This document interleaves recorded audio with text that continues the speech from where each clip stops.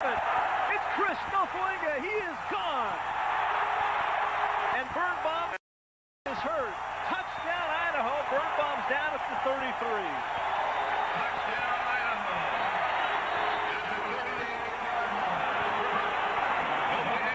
His back or his neck, but you can see pressure right up the middle. Kosi will come. Nofoinga comes up the middle, and there's just a big pressure that's put on by Maltosi, and then it's off to the races for Nofo. Huge turn of events. Cougars were looking like they were going to put it in the end zone or get 3 out of it. Touchdown like they did. Baylor did to UNLV. What an incredible finish to that football game a week ago. We are the tide from the north. We're brave and we're bold. Defeating our rivals never gets old. Making our way to the Big Sky Conference. Watch out, 'cause here comes the silver and gold. Whoa, whoa. This is Tubbs at the club for the Vandals of Idaho.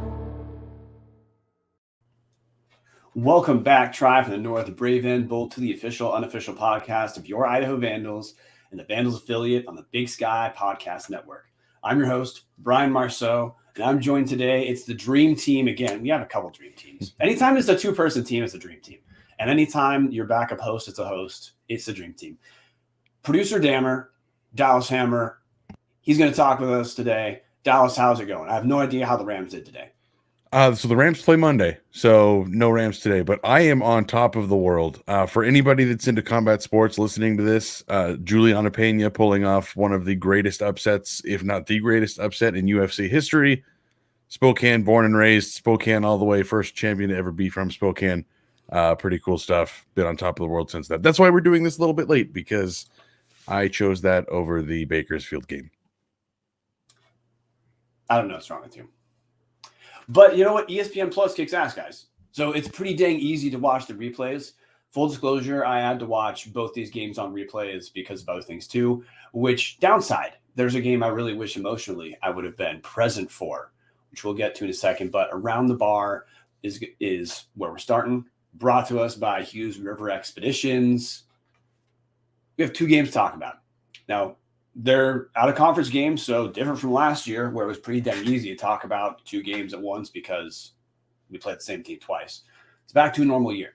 Out of conference, we had two interesting games to me that we're going to talk about.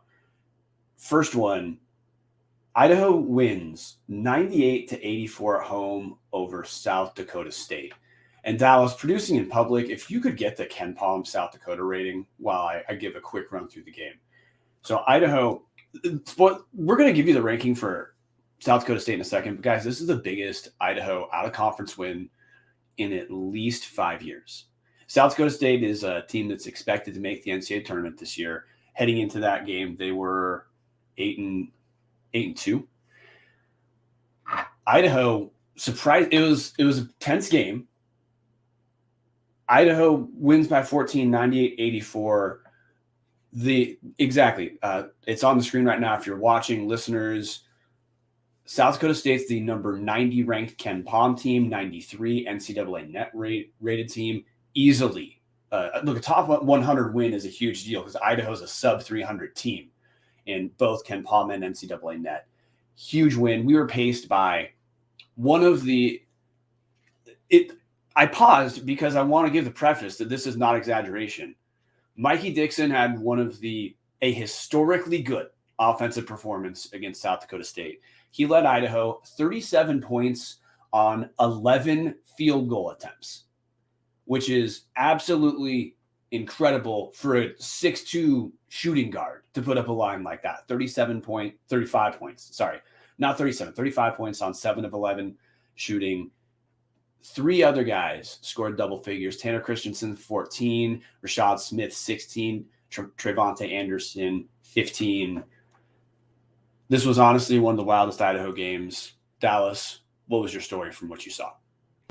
Man, there were a couple main points throughout the game. I think the first one you could easily say is I think Mikey Dixon is absolutely the best offensive player on this team.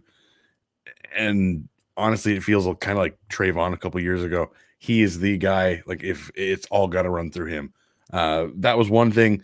The other thing, and I hate to keep comparing to last year's team, but just to get the point across to everybody, this felt so much different than last year's team. Obviously, beating a top team on the road, but for me, it was, if we go to the play-by-play in the second half, when they hit that three-pointer to go up 53-51, that at that right before the media timeout there, it honestly felt, if it had been last year's team, that was the kill shot. That was when, okay, hey, had that lead. Hey, Dallas, I got to cut in real quick. Tell us who they were. Sorry. They, as in South Dakota State, the 90 ranked team in the nation. It felt like they'd put the kill shot on, and it was going to fall down from there. It truly felt like if this had been last year's team, and I was mentally prepared for, oh, this is about to get really hairy. This is when the turnovers start. This is when everything falls apart. And then the complete and utter opposite of that happened, and Idaho goes on a tear, and it's not even close in the final 4 minutes of the game. Brian, I'm still stunned watching that. I watched it on replay, but I am still stunned that happened. A couple takeaways from this game. Idaho played close to the perfect game that they're going to play. If you watch this on ESPN Plus, one of the downsides is the broadcast had some technical difficulties, and the announcing crew is young, which is to say they'll get better. They need to get better. There were no score updates through most of the second half, so you would have had to watch on your phone to have an idea what you'd had to have your phone up to have an idea what the score was, which kind of did make watching the replay weird in terms of following. But this game, almost perfect from an Idaho standpoint. We shot 55% from the field, 54% from three, going 13 to 24 for three. We made 29 out of 34 free throws. So just follow that, guys. We were not missing shots, and we were getting to the free throw line. I mean, to put up 98 points, I mean, that means some things were working for sure for Idaho.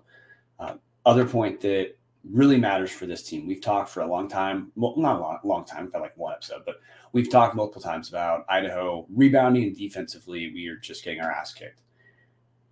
Idaho won the rebounding margin this game, 39 to 31. Now, of course, when we shoot 55% from the field, there's fewer rebounds for that team to get, which probably artificially pumped that number down. But still, look, we played the game, and we out-rebounded them. We've been getting out-rebounded by around 20 rebounds. And it seems like Washington State, Fresno State, and Utah Valley. Last time when we talked, Idaho's averaging getting out-rebounded by 10. So us out-rebounding the other team by 8. Dallas, that was a pretty big deal. And honestly, I didn't see this turnaround happening, because part of it is Kloss is going with the 5-guard lineup. And not only is the 5-guard lineup better offensively, they're better at rebounding and defense. It's funny. That's exactly where I was about to go. The points in the paint. Idaho had 28 points in the paint. They scored 98 points and 28 points in the paint. It's honestly absurd. And it's, as we came from the last few years of thinking that Kloss was not the guy, not that I'm saying he is, we came from, oh man, this is not the guy. It's just a worse version of the Verlin offense. The defense is atrocious. The play is completely changed. Could we have seen 98 points at any point last year or the year before that? Like, this is absurd. Playing the small ball, quick, fun offense. That's the thing that I really want to reiterate for the more casual folks like me. This team is a lot of fun to watch. Like, my wife and I talked about it after I replayed it. We've got to go to Moscow. Like, we've toured the new arena, but I have to see this team play a game in the arena. Like, this team is so much fun. No, absolutely. And we joke about this. It feels like Zach Kloss watched our episodes last year, and he's changed the offense radically. We've seen this now for a few consecutive games. Really, Idaho bottomed out in that run from Washington State to Utah Valley to Cal Poly to North Dakota State, where we started out the season looking like exactly like we're talking about today, looking fun, looking interesting. Then we looked god awful just embarrassingly bad. But since Southern Utah, we're going to talk about the other game in a second. Idaho's rebounded. It looks like the bottoming out is done. Now, this team's not going to finish over 500, but unequipped. But if you understand that as an expectation right now, that this team isn't going to win the league, they're not going to make the NCAA tournament, but they can compete. They can look solid. They can look like a team that is turning around. If that's your understanding, yeah, this team absolutely is fun. And it's not happening as quite as much as I wish, but Klaus is pulling the posts out of the paint, using them to screen and set up the offense. It looks much better when we're doing that. That's part of why that's part of why guys like Mikey Dixon are getting penetration. When we get to the free throw line, this isn't post up. This is penetration. That's getting our guys to the free throw line. Trevante, who he's had shooting struggles as of late, still against South Dakota State, even though he shot 3 of 9, I think. Yeah, he's 3 of 9 from the field. He still scores 15 points because getting the free throw line, plus grabs 7 rebounds, 8 assists. I'm ready to shift over pretty quick. Any last points about South Dakota State before we talk about Bakersfield? I wanted to shout out Philip Pepple Jr. First off, world-class name, coming from a name guy. That's a world-class name. Extraordinarily good on the defensive end. I haven't seen an individual performance from a player in a long time that been like, oh man, that guy on defense, what a rock star. But 3 blocks was pretty impressive, coming mostly at key points. Pretty cool to see, especially like you said, we had under 40 minutes for the posts. No, numbers are hard. Under 60. Ooh, boy. Yeah, Tanner Christensen. No, you're all right. Tanner Christensen played 18 minutes against South Dakota State. Philip Pepple Jr. played 16 minutes. That's 34 minutes. So, sure, under 60, but also under 40. Philip Pepple Jr. point before we transition. Just my take on what you said defensively. Philip Pepple Jr. is a great help side defender right now. He's the best shot blocker I've seen in Idaho since Marvin Jefferson back in 2010 or something like that. Yep.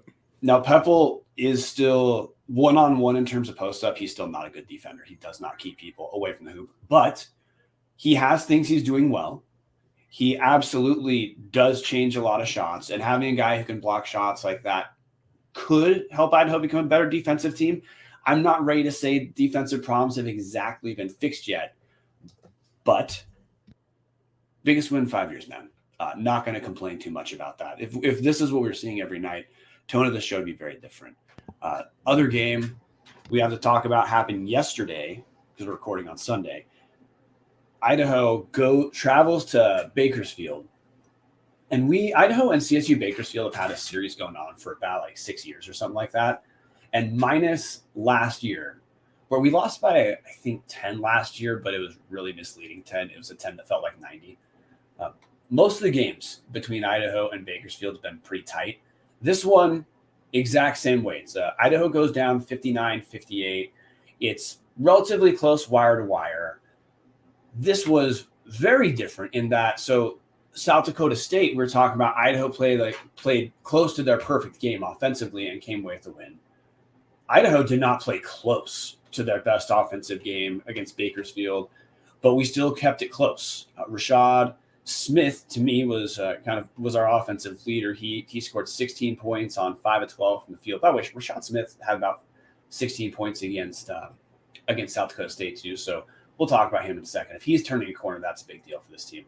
Mikey Dixon scores 13 points on 4 of 12 shooting. It was a rougher night for him. Philip Pepple Jr. adds 10. We lose this game at the very end. It's 58-58. Bakersfield has final shot. Their point guard takes a pull-up jumper with no space between him and Trevante. Shot looks awkward. Replay looks like Trevante didn't touch him. But look, sometimes awkward plays get called as fouls or turnovers, and that's what happened here. Point guard for Bakersfield hits the free throw. Idaho goes down. Dallas, story of the loss yesterday at Bakersfield for you. To me, the story is that even when this team isn't playing well and it is ugly, like you said, didn't shoot particularly well, under 40% from the field and from 3, under 70% of the free throws. they still were in it till the end and honestly had a shot.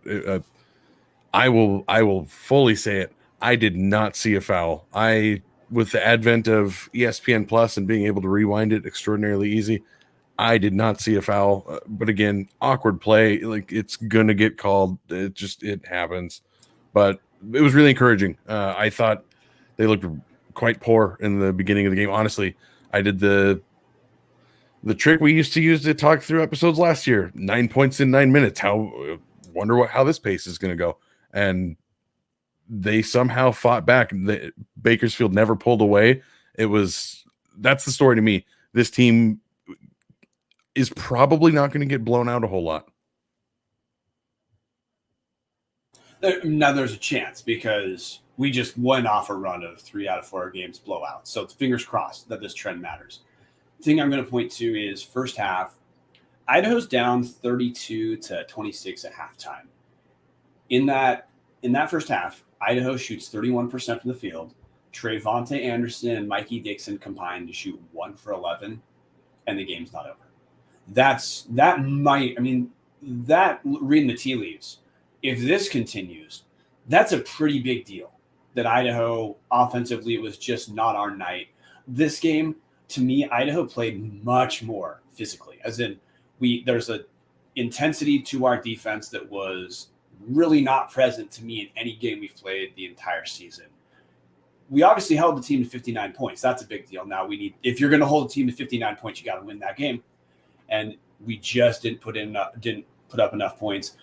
Overall, Dixon and Anderson, our top 2 scorers right now, combined to shoot 4 of 20 for 15 points.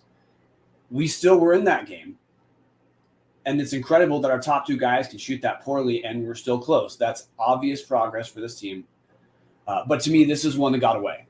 This is a game Idaho absolutely should have won. A back-to-back out-of-conference wins and picking up a road win would have been pretty dang big for this team, because we've referenced this in previous years.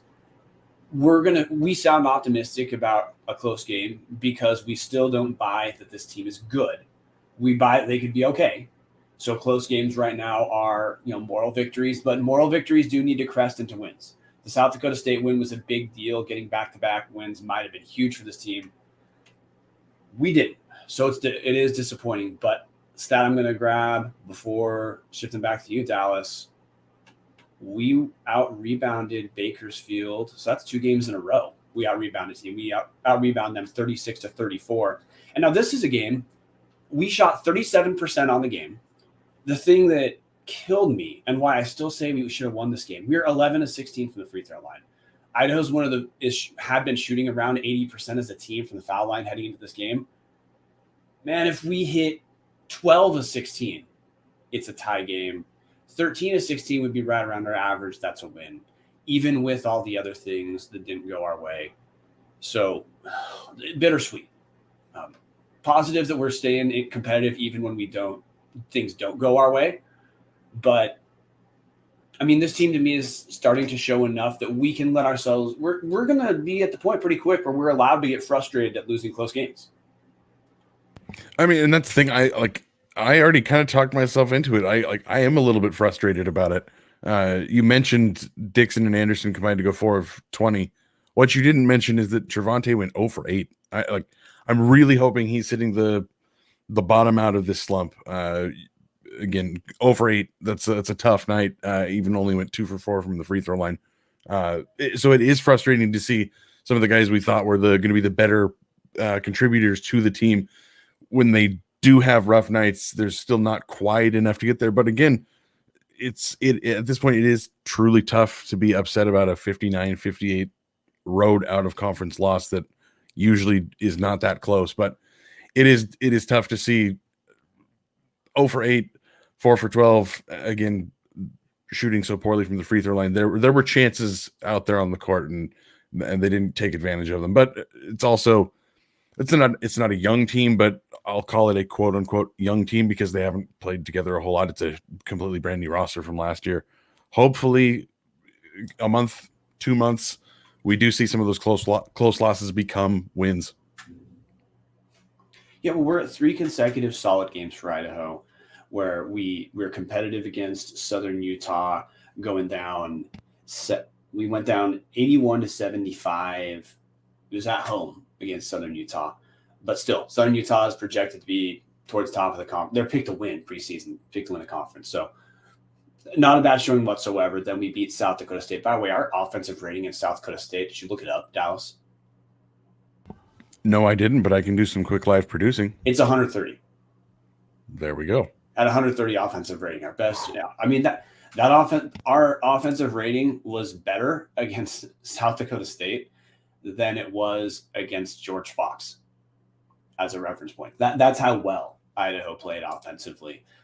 Now, I'm going to talk about Mikey Dixon for a second in this the CSU Bakersfield game, and the reason why I want to bring him up is he has an interesting game in that he absolutely is a solid 3 shooter. He's good off the dribble. He makes a lot of, there's a cat on the screen for those watching live.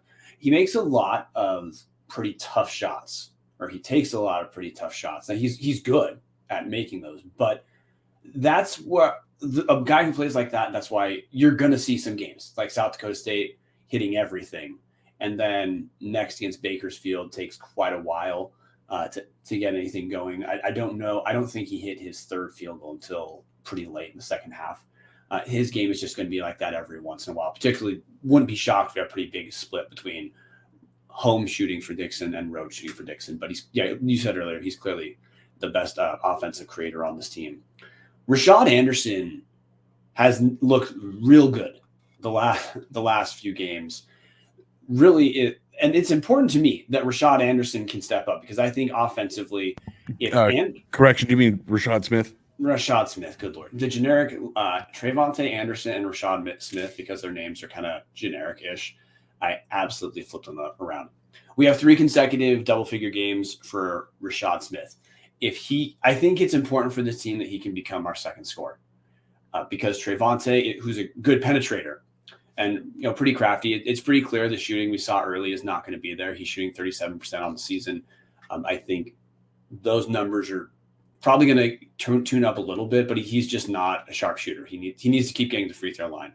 If Trayvonte can be our 3rd scorer and Rashad can step up to be number 2 scorer, I think that's the formula for us knowing where our points are going to be and how this team can look to the conference schedule and pick up some wins. Completely agree. The other thing I wanted to mention, I love the energy Smith plays with. I know the defense is still not probably going to be anything more than terrible, but the guy's got effort out there. He leads the team in rebounding back-to-back nights. Like it does feel like Smith needs to be the second best player on the court for Idaho to really compete night in and night out. And you brought up defense. I want to go with defensive numbers. This was our 2nd best defensive rating of the season. Unfortunately, our 2 best defensive ratings have come in losses. Best was 94.4 against Cal Poly earlier in that bottoming out run we had. We're at 96.7. Zach Kloss, I actually heard him before the Cal Poly game in an interview say a pretty big stat for Idaho is keeping he said points per possession. It's the same as defensive rating. He said we need teams to average less than a point per possession, or in our language, less than 100. Their defensive rating needs to be below 100.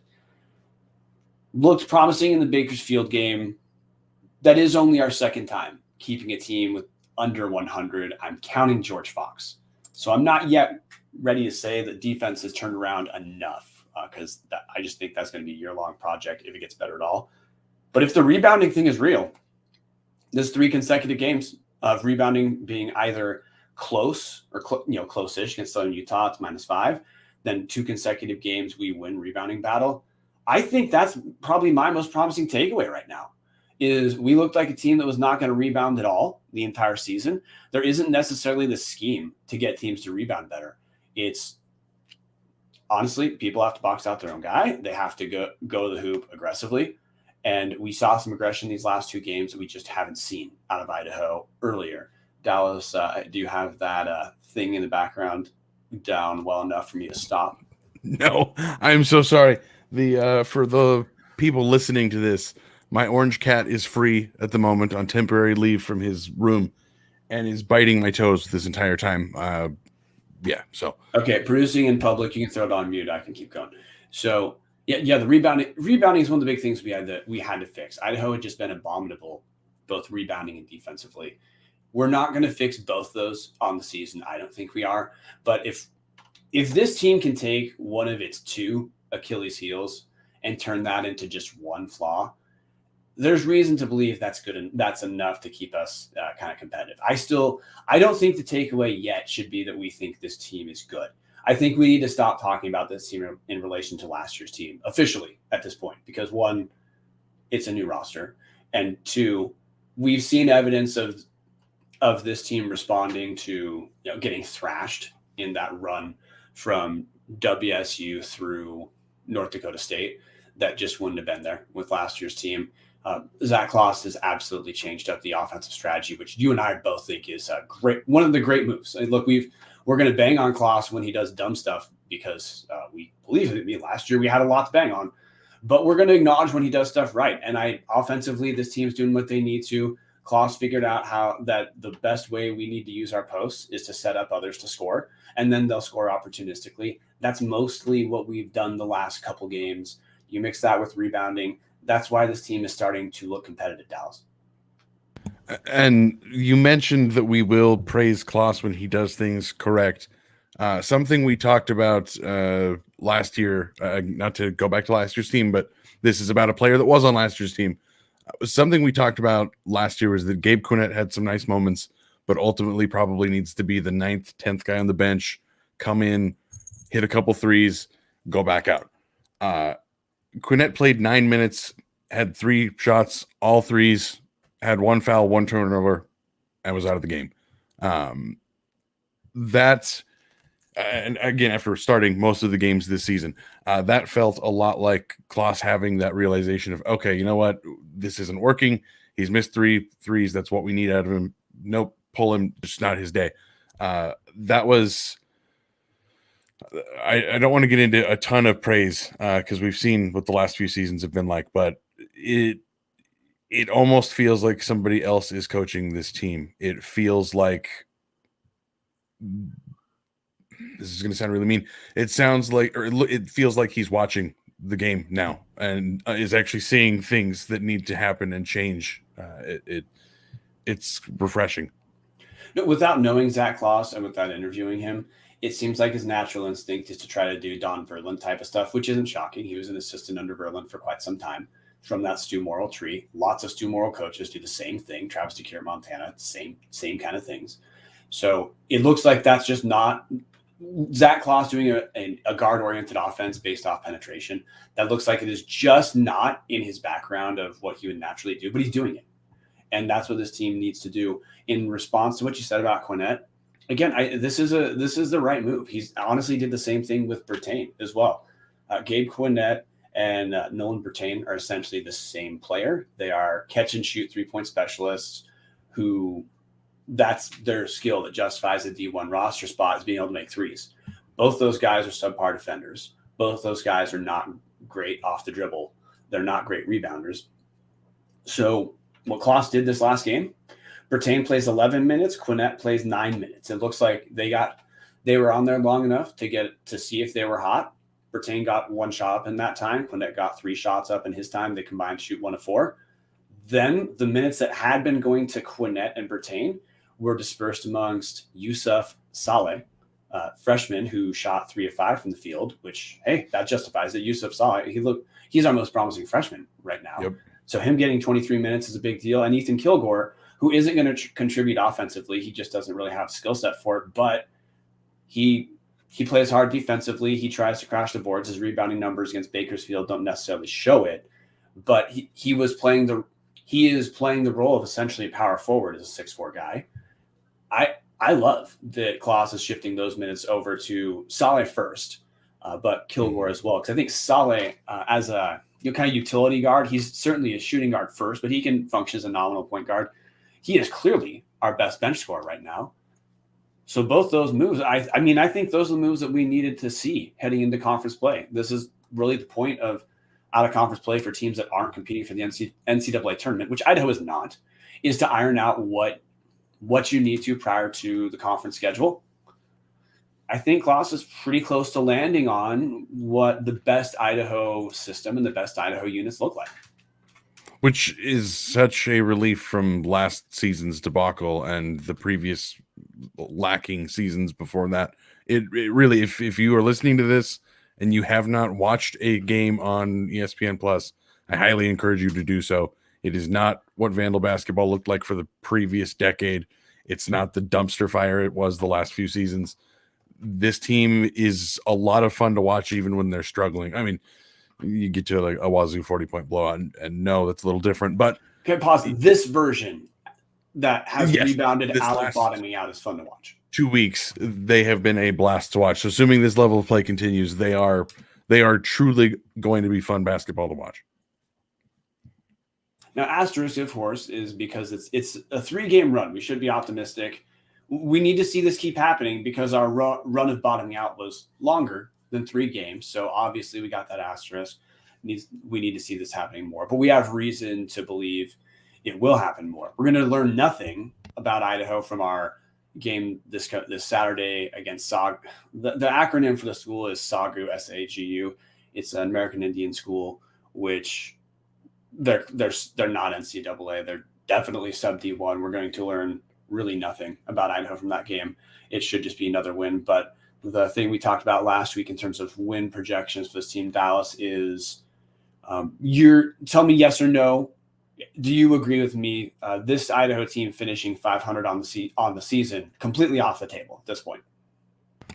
Completely agree. You could make an argument they go nuts in conference play and approach 500 in conference, but 500 overall, no, not a chance. Okay, because I mean, just quick run through. We'll go to the games. We're not going to be UC Riverside, but after Sagu and UC Riverside, we're into conference play. Last week we said 6-ish conference wins looks on the table. I'm willing to adjust that number to a range right now of 6 to 8. I'm willing to say that number could go up with some evidence early in conference play. There's no question this team will win some games this year. I think the magic number that we should be looking at in terms of Klaus coming back next year, because look, that story is going to be here for a while. Klaus has, I believe, after this season, he would only have 1 season left on his contract. We've talked about this in football. No coach enters the lame duck year of their contract and coaches. So we're going to find out if he gets extended or not throughout the season. I'd expect the magic number for him to get extended a year is probably 12 wins. 12 wins might be on the table for this team. I don't think it's unreasonable, but I think at this point, 12 is absolutely a ceiling. And it's the kind of ceiling where we might get there if the play from the last 3 games persists through the entirety of the conference schedule, Dallas. Yeah, I mean, that's what it all boils down to, I guess, is if we see the team we saw for the last 3 weeks, then yes, that's you mean absolutely, 3 games, of course. 3 games, yes. That absolutely could happen. It just depends on, I mean, you think about the teams they're going to play. Idaho, if you're going off of Ken Palm, Idaho's 336. So, I mean, still pretty awful. But assuming the play is what it looks like right now, you go through this, Northern Arizona's 317, Sacramento State is 307, Idaho State's 305, Portland State is 262. I'm not saying they're going to climb up to a Portland State level in these rankings, but there's 8 games there that you're realistically going to have some shots in and real actual shots at winning, not just puncher's chance. So if you can go 5-3, even 6-2 in those games, there is a chance you could get some upsets against the top half of the conference and truly end up with 12 wins. It's crazy. I never expected to be talking about that with this team, but here we are. No, the rebounding to me right now is the key, because until this team shows that defense is going to be adequate, I'm not going to presume it will be. Now, we had what was probably our best overall defensive effort against Bakersfield. The issue I have with generalizing on that yet is, I mean, I've just seen this team look so bad defensively in so many scenarios. Bakersfield shot 41% on the game against us, 22% from three, 90% from the free throw line, only shot 10 free throws. This defensive effort was certainly, to me, good relative to what we've seen this year, no question. I'm certainly going to call it an outlier in terms of us understanding the rest of the season, but this is a pretty nice place to be right now for Vandal basketball. Look, we're still in the Big Sky world. Idaho's still a little bit of a joke, and we're going to be a joke in the Big Sky world until we beat teams.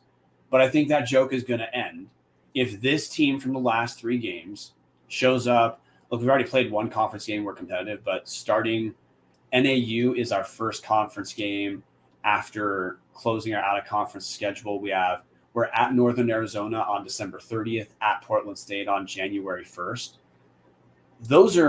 That's a good schedule. I mean, obviously we kind of wish it was on the road because I think Idaho getting momentum with wins really does matter right now for this roster. We have to have moral victories crest into wins. We got it with South Dakota State. We didn't get it with Bakersfield. That really does matter for the psyche of the team, and it really is going to matter. This is not my one negative takeaway from the South Dakota State game. That arena was empty for our best win in 5 years, and it was empty because based off the last 3 years and based off how the season had gone, it should have been empty. Because heading into that game, we were 1-7. Heading into that game, we had an okay showing, and we got a solid showing against Southern Utah, but bottoming out for 2 weeks in that run of 4 games was the freshest thing in people's mind. Hell, I mean, listen to our show over the South Dakota State game. It's not like we were that optimistic about the team. I do think they've turned a version of a corner, in that bottoming out looks like it's done. Question is, can we turn into a team that wins some games? But that arena only has to be at half capacity to be maybe the best environment in the league. And for us to get to that half capacity, we just have to win games. There's nothing else. We have the Vandal Twitter accounts are doing better with social media engagement. We have better feeds for people to watch at home. The arena itself is a superior viewing experience, but we have to win games. People aren't going to show up, Dallas. I mean, we could talk about that for another couple of hours. We've seen it with football, and we've talked so heavily about how the Kibbe Dome went from 14-5 when Montana was there in 2018 to under 6 this go round. Like, it's the same principle. It's unfortunate, especially. I mean, I haven't gone to a game this year because I was expecting this team to be hot garbage like they had been previously, playing a style of basketball that stopped being cool in 1965, and just expected this to be another burned year. And instead, we've got a team that's actually really fun and actually will win some games. I honestly, at this moment, I probably wouldn't pick them to finish last in the conference, and I never expected to say that this year. So it's small progress, but props to Klaus and this new roster of, hey, you're a whole lot better than last year. So to close this out, two questions I want to run you through, Dallas. I'll answer them too. These are buy or sell questions. So first one, buy or sell. First 2 conference games at Northern Arizona and at Portland State are the most important games on this team's schedule. Absolutely buy. For anybody that's not looking at the schedule, Idaho starts on the road 4 out of 5 games to start conference play, with the home game being against Montana State, who is very good. So yes, at this point, we could be talking in a month and talking about how Idaho just went 0 for 5 and the wheels have completely come off and we were completely wrong when we recorded this. Or they split it, they go 1 for 1, maybe they get Eastern on the road and they come out of this stretch of games 2 and 3, and it's honestly that 6-win range is looking realistic. 6 to 8. I think I know what you mean. We're not going to finish. There's no reason to expect 500 in conference yet, but team looks better. And to me, yes, the reason I say those first 2 games are a big deal for this team, and to me, in a way, most important is I just don't think we're going to beat Riverside. I know that we played great against a very good team, South Dakota State. South Dakota State just beat Washington State. It was in Spokane. That's a home game for WSU. And look, WSU put up 109 on us. So that is an unequivocally good win. That was kind of our perfect game. And I wanted the team played it. They deserve to be celebrated for it. But the asterisk, of course, we're not going to shoot 55% of three every single game. So just take away from that when we play. We have the ability to play very well. We just need to see it more often. I think for this team to get momentum, because we're not going to have momentum to close out the out-of-conference season, it has to happen right off the bat because we start out with those 2 road games, which is tough. Then Montana State, who looks solid, then Eastern and Weber State. There's a world where for us, that's kind of a rough 3 games following Northern Arizona and Portland State.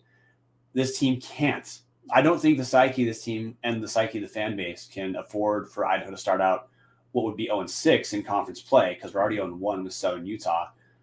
We have to pick up those wins against Northern Arizona and Portland State. That's how I think we buy ourselves some margin for error, for some things to go wrong, and for the narrative of the team, both in terms of people like us who cover it, but I mean also in terms of the team itself. We start out 0-6 in conference play, and the narrative is, hey, can Idaho turn it around? We need to not be there if we're going to be solid. And last one, buy or sell Dallas. So I think I'm looking at Big Sky conference standings right now. And listeners, just to bracket it, Weber, Southern Utah, Northern Colorado, Montana, and Montana State all look pretty solid. That's the order of conference standings right now, with Montana and Montana State both having a loss.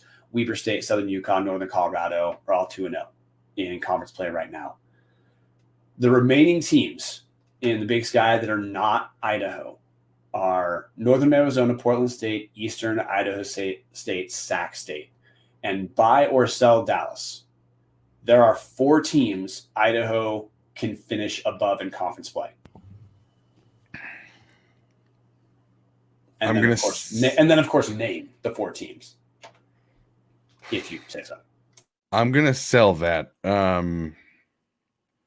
I think they finish above Idaho State. That's the only one I'm comfortable saying. I don't.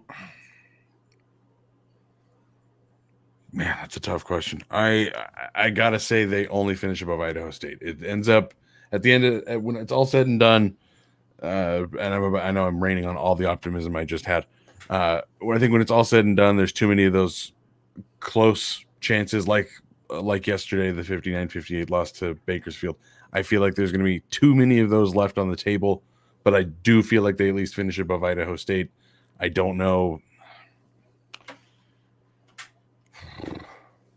Maybe above Sacramento State. I think 1 or 2. I don't think they could do all 4 or even 3. At this point, I think you're probably right. The teams for sure for me that I'd say it's on the table are Idaho State. I just think we look better than Idaho State right now. Mm-hmm. I've watched Idaho State. Defensively, they play tough. Their offense is garbage. I think Idaho could absolutely be fine versus Idaho State. Similar to Sacramento State. Sacramento State is not terrible, but they're not going to outclass Idaho talent-wise. Northern Arizona is a wild card, but take it for what it's worth. Northern Arizona beat Bakersfield by 10. It was in Northern Arizona, but look, we just played competitive with Bakersfield and should have won. Northern Arizona actually beat them.